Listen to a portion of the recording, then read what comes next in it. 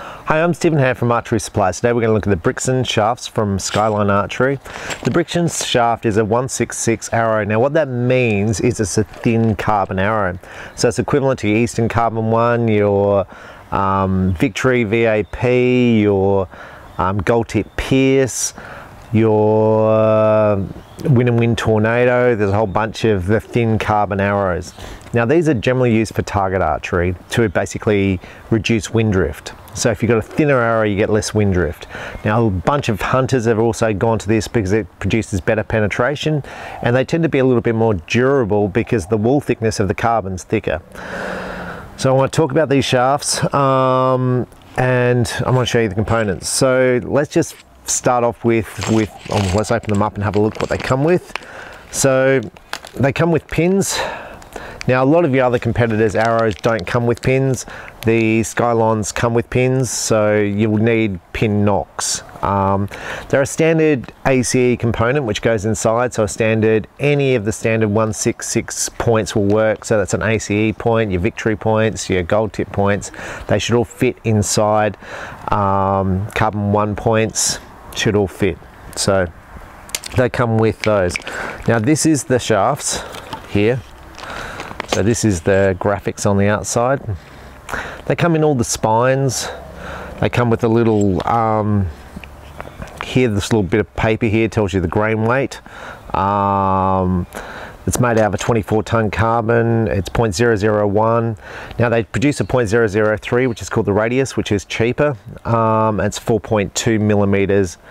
I think that's wide. Or internal thickness. Anyway, it's the thin carbon. So generally there's the 244 carbon, which is your normal thickness carbon, then the 204, then the 166. This is the thin one. There is one thinner than that, and that's used by competition archers, and we'll talk about that later. So these are the Brixxon. So let's just, I think when I compare stuff and I look at stuff, it's probably best to compare it to other light products on the market. So to start off with, I thought the best way to do this is let's compare a 400 spined arrow, which is what you're going to use if you're shooting around 60 pounds, 55 pounds target shooting. Now they don't produce a 300 or a 350 yet of these arrows. Now these arrows are heavier than a normal arrow, and as the spine weight drops, they will become very similar to the other carbon arrows on the market. But at the 400 spine, they're definitely heavier than your other carbon arrows on the market. So at 400 spine, these arrows are 9.47 grains per inch. Now that compares with the carbon ones of 8.5, your Win Tornadoes 8.1, your Gold Tip Pierce Tours of 7.6, and your Victory Elite Arrow, which is 7.1. So this is the heaviest. Now the general rule of thumb when it comes to wind drift is heavier is better, but you still need a certain type of speed to get from A to B. So it's a bit of a, you have to see how it goes for you, because if your arrow is too heavy and you can't hit the distance, well, that's no point. So a lot of people you'll find will use in the 140 grain points to increase the point weight, to increase the weight of their arrow, to create more front of center, to reduce wind drift if it's a windy day. So with these arrows, they're a little bit heavier, so about 1 grain heavier. So if your arrow is 28 inches long, it's going to be 28 grains heavier. So this arrow with a 120 grain point is going to be about the same as a Victory with a 140. Well, this is going to still be a little bit heavier. Now I found on short distance, I haven't tested them a long distance, at short distance they hit about the same spot. So anyway, so that's them. Now they come with, well, they have options of 2 types of points.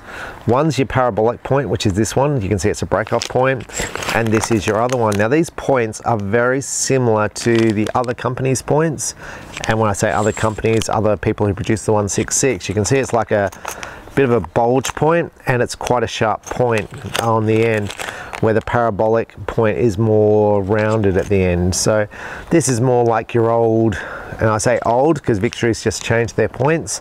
This is more like your old Victory VAP point. Now the Skylon parts are very affordable. So I think, just running from memory, I think the 166 points in your Skylons are probably around the $16, $20 mark. This is Australian dollars. That relates pretty similar, pretty comparatively with the VAP point, which is about the same. The Easton point, I'm going to guess, is going to be around the $30, maybe $35.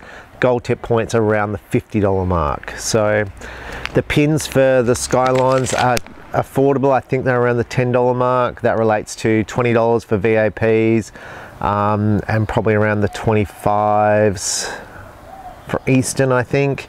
And the gold tip, I think, is around the 25 also. So the Skylon stuff is pretty affordable. So with the pins, it takes all the standard pin knocks on the market, your Easton, your gold tip, your McKinney's, your Fivics, your whichever pin knock you fit. All pins are the same, they all take the same fitting. So now, how does that rate in price? So this Skylon Brixxon, which is a 0.001, is about 100 Australian dollars a dozen. Your Easton Carbon one, which is a 0.003 shaft, which doesn't come with pins, is $155 a dozen. Your Win-Win Tornado, which doesn't come with pins, 0.001, is $137.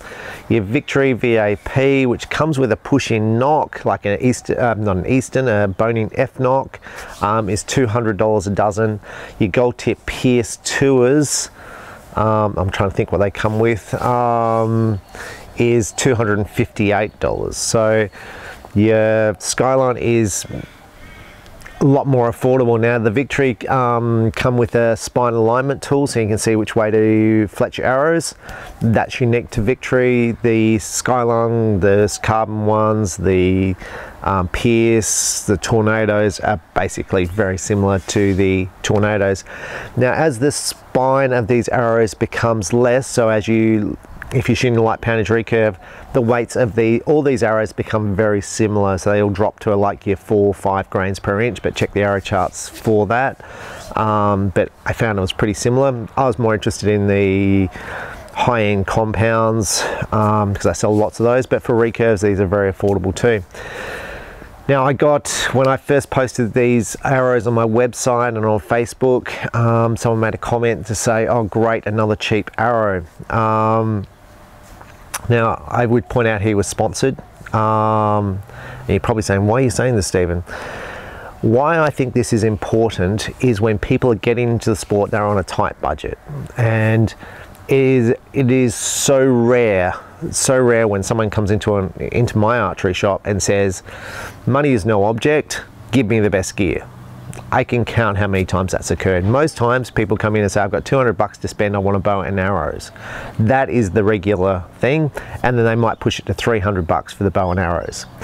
So in the past, I've had to go, well, what cheap arrows have I got? And they've been pretty crappy. Because like the more expensive arrows you can't really afford for beginners in the beginner sense. What this enables a person to do who's getting into the sport is to basically buy some competitive arrows, fletch them up themselves and be competitive from day one with a cheap bow, some decent arrows, and shoot decent scores. You can put decent points in because the points are cheap. These arrows aren't going to cost a lot to make up because they have a pin system, so when they robin hood the back end, it's going to protect them. So overall, I'm very happy with the price point of these arrows. Now, I'm going to say for a beginner, I'm going to question whether you need the 0.001 or the 0.003. So the radius arrows, I think are $95 a dozen made, and that compares to the Brixxon, which are $100 a dozen for the shafts. The radius arrows, which are the 0.003, which is the same arrow as the Brixxon, just 0.003, is about $65 a dozen. So really cheap carbon arrows, which are all spined and they shoot well. Now, the person goes, well, how well are they going to shoot? And that's a fair question. So I shot the radius arrows, which are the 0.003 pre-made from the factory. Now, I haven't shot 50 meters QREs with them. So I'm going to grab one. So these are the arrows I shot. These are basically the same as the Brixtons. They come with their pin knocks. These are the pin knocks they come with. You can see I've smashed them. I think they come with points. So I've glued the points in. I've used Max Bond there. So basically they come with an Elite Plastifletch 2.3 vane. These are made from the factory. I would have the vanes further back, but that's just what it is. So my second shoot with these, I shot for indoor range, I shot a 297 out of 300. That's about what I shoot. Sometimes I shoot 298s, sometimes I shoot 292s. I shot about the same scores with these. I think I shoot better with the Victory arrows than these, and once again I haven't tested them at long distance, which I probably need to do, but if you shot them a long distance and you've made comparisons before, please feel free. Now other people in America go and say, Skylon, what are they? They come out of Europe. So they were new to me literally 2 months ago, and they've sold extremely well. Now the knocks on these were quite tight, but I shot them. The people who have shot these arrows have found them very good. I've sold quite a few now, and people have given me feedback. They really have had none break, and they've shot very similar scores with the Skylon arrows to their other arrows which they have, and they've got a whole range of arrows. So overall, for me in a shop, it's good because it just makes stuff affordable for people getting into the sport, and that's the majority of my business, getting people into the sport. So yeah, Skylon, the Brixxon and Radius, it's the 166, so it's a thin carbon, and the reason why you want thin carbon is because in wind, when it's windy and you're shooting longer distance, less affected, makes smaller holes in the target. So if you're shooting at a target, less damage on your target that you're shooting, and if the arrow crunches into the arrow, the wool thickness is thicker, so you're less likely to crush the arrow. So you'll see me when I practice, I often shoot a whole bunch of arrows into a tight target, and I do a lot of knock damage. That's because I'm shooting thin arrows, and the wool thicknesses are pretty thick, so basically I do no damage to these arrows. So yeah, I'm Stephen Ham from Archery Supplies, and the more you shoot, the better you'll shoot. Thanks for watching. Bye.